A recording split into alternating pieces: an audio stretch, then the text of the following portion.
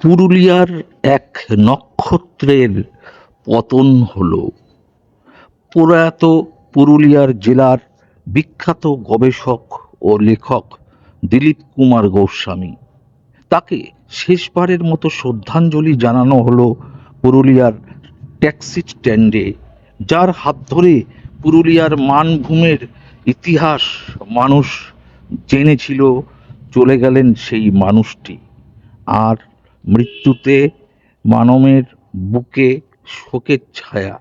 মানভূমের স্বাধীনতা আন্দোলনে মানভূমের সুভাষচন্দ্র, মানভূমের মাইকেল, পঞ্চকোটের ইতিহাস, পুরুলিয়ার মন্দির, মানভূমের বাংলা ভাষা আন্দোলন সহ তার লেখা বিভিন্ন জায়গায় প্রকাশিত হয়েছে।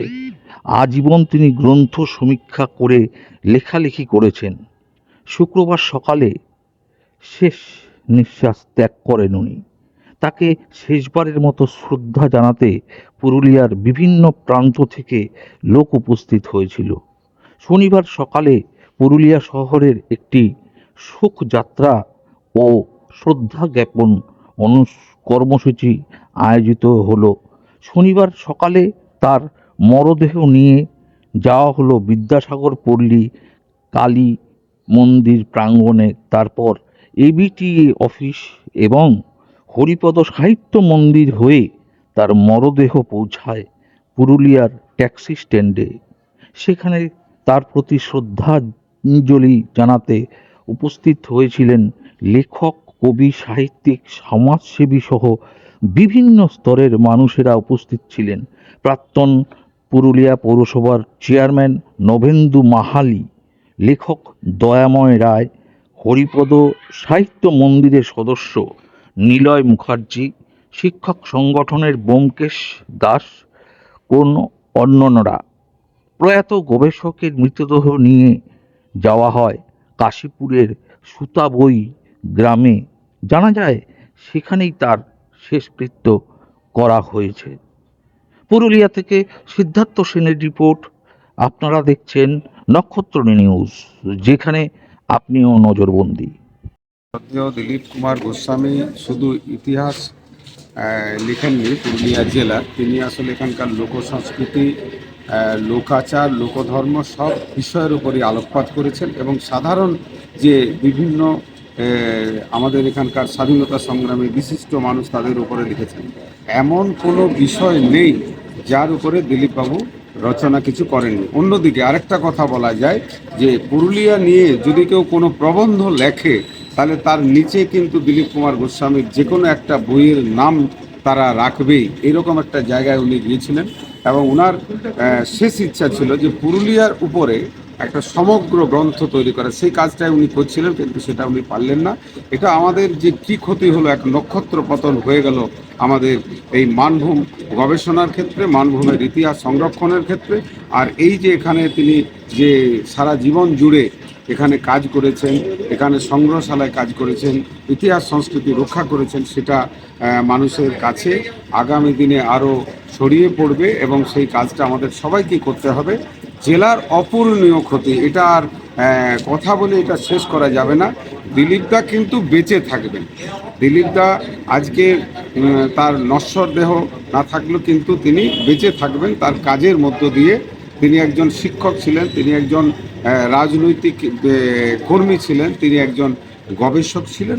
শুধু লোক গবেষণা না, ইতিহাস গবেষণার ক্ষেত্রেও তিনি এক নতুন দিগন্ত উন্মোচন করেছেন।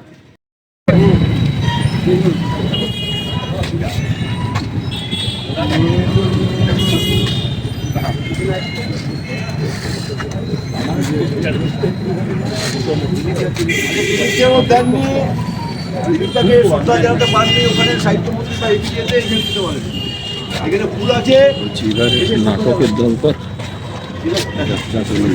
করছে, কারণ আমি দিয়ে আসি, ফুলটা দেওয়া হয়নি।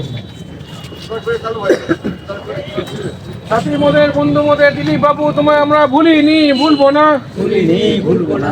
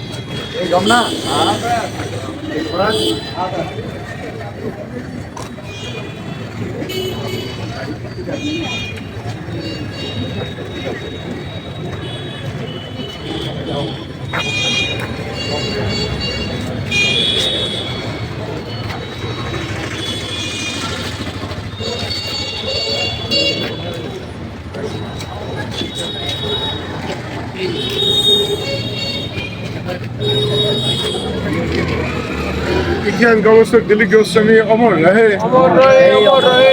পুরুলিয়ার লোক সংস্কৃতি পথপ্রদর্শক দিলীপ গোস্বামী অমর রহে। অমর রহে, অমর রহে। পুরুলিয়া জেলার লোক গবেষক দিলীপ গোস্বামী অমর রহে। অমর রহে, অমর রহে। সাহিত্য গবেষক দিলীপ গোস্বামী অমর রহে। অমর রহে, অমর রহে। পুরুলিয়া জেলার সাহিত্য গবেষক দিলীপ গোস্বামী অমর রহে। অমর রহে, অমর রহে। পুরুলিয়া জেলার ইতিহাস গবেষক দিলীপ গোস্বামী অমর রহে। অমর রহে, অমর রহে।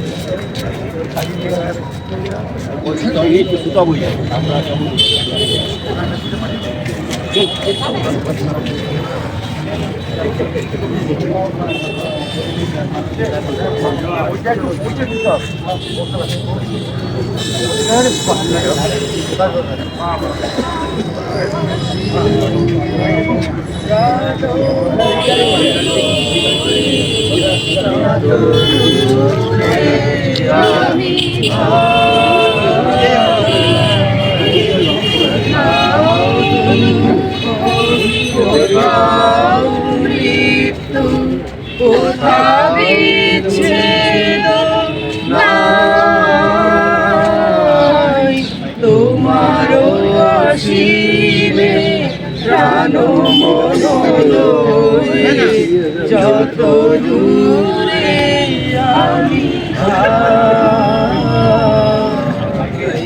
মৃত্যু সে ধরে মৃত্যুর দুঃখ হয় দুঃখের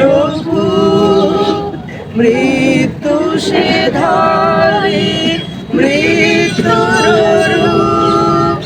দুঃখ হয় দুঃখের তোমা হতে যাবে হইয়ে আপনার পানে চাই তোমারও অসীমে প্রাণ মন লয়ে যত দূরে আমি পূর্ণতম চরণের কাছে যাহা কিছু সব আছে আছে আছে নাই নাই ভয় সে শুধু আমারি মুশলিন কান্দিতা অন্তর গ্লানি সংসার ভার পলক ফেলিতে কোথায় একা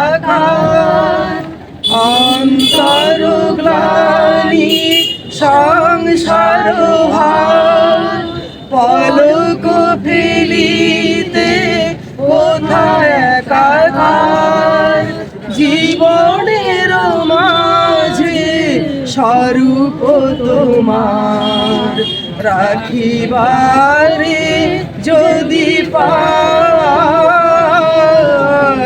তোমার অসীমে প্রাণ মনোরয়ে যত দূরে আমি ধার কোথাও দুঃখ কোথাও মৃত্যু কোথা বিচ্ছেদ নাই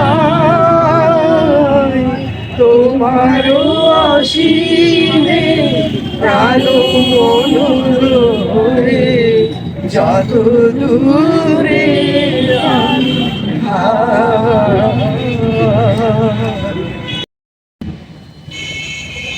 সচেতনা পত্রিকার পক্ষ থেকে সঞ্জয় মুখার্জি মাল্যদান করুন এবং বাকি আমরা যারা সবাই আছি এখানে উপস্থিত আলাদা আলাদা করে নাম আমি বলছি না, ঘোষণা করছি না, সবাই এক এক করে মাল্যদান করবেন।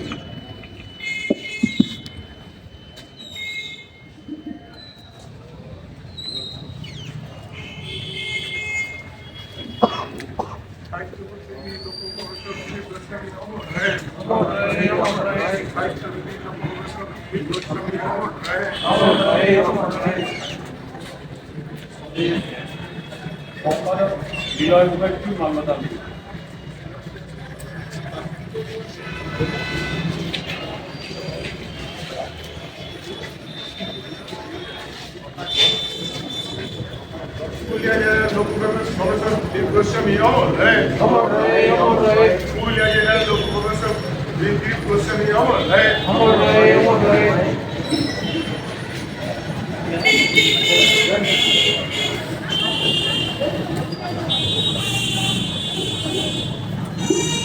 আমাদের নবোদয় যারা শিক্ষক শিক্ষিকা রয়েছেন তারাও এক এক করে মাল্যদান করবেন।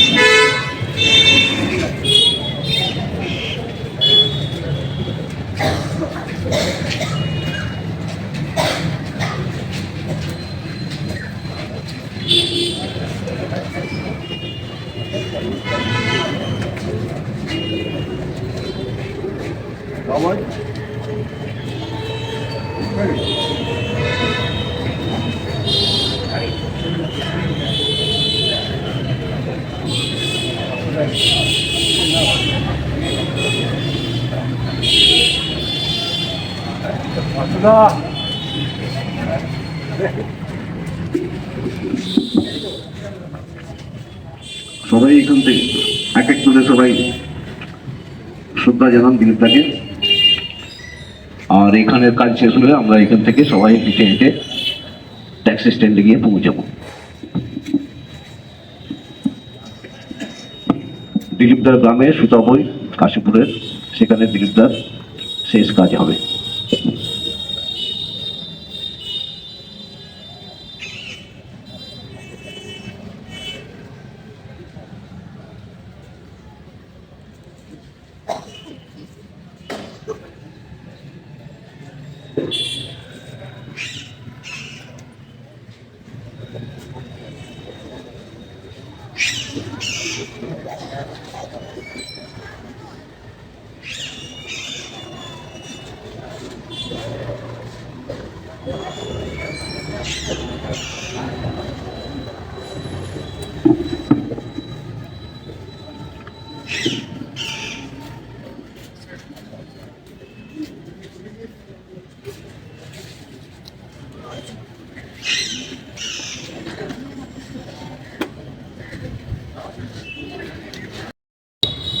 দিলীপদা আমাদের হরিপদ সাহিত্য মন্দিরের দীর্ঘদিনের সহসভাপতি ছিলেন, এবং শুধু সেটাই না, আজকে এই যে আমরা পুরুলিয়া জেলার অনেক অজানা ইতিহাস আমরা যে জানতে পেরেছি বা জানতে পারছি, এর পিছনে দিলীপদার একটা বিশাল অবদান। এবং দিলীপদা এই গল্প শুনে শুনে ইতিহাস লিখতেন না। দিলীপদা যা লিখেছেন সমস্ত কিছু ওই জায়গাতে গিয়ে সেই জায়গার মানুষদের সাথে কথা বলে, সেই জায়গার ক্ষেত্র সমীক্ষা করে দিলীপদা তার বিভিন্ন দিকের ইতিহাসগুলো তিনি প্রকাশ করেছেন। দিলীপদা একজন ভীষণ ভালো মনের মানুষও ছিল, যে আজকে যারা বিভিন্ন ইউনিভার্সিটিতে পিএইচডি করছেন বিভিন্ন বিষয়কে নিয়ে, হরিপদ সাহিত্য মন্দিরে আমাদের জেলার কাজ করতে গেলে হরিপদ সাহিত্য মন্দিরে তাদের আসতেই হয়, কারণ আমাদের এখানে একটা তথ্য ভাণ্ডার রয়েছে জেলার ইতিহাসে। তো দিলীপদা তাদেরকে সাহায্য করতেন, অনেকেই দিলীপদা সেই সাহায্য নিয়ে পিএইচডি শেষ করেছেন। আমরা যেটা চাইবো সেটা হলো যে দিলীপদার কিছু অপ্রকাশিত কাজও রয়েছে। আমরা আগামী দিনে হরিপদ সাহিত্য মন্দির দিলীপদার সেই সমস্ত যে অপ্রকাশিত কাজকর্মগুলো রয়েছে সেগুলো নিয়ে আমরা তার বই প্রকাশ করতে চাই।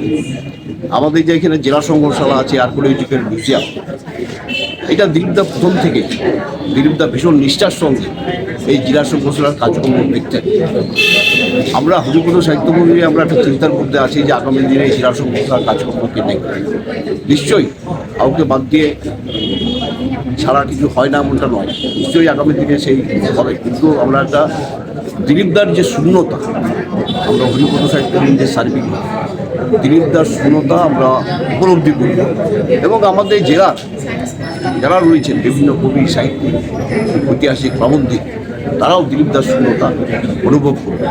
আজকের দিনে এছাড়া আর কিছু করার মতো নেই। দিলীপদা যেখানেই থাকুন, দিলীপদা ভালো থাকুন, এবং দিলীপদা বেঁচে থাকবেন। তার যে কাজকর্মগুলো, সেই কাজকর্মগুলোর মধ্যে দিয়ে দিলীপদা বেঁচে থাকবেন।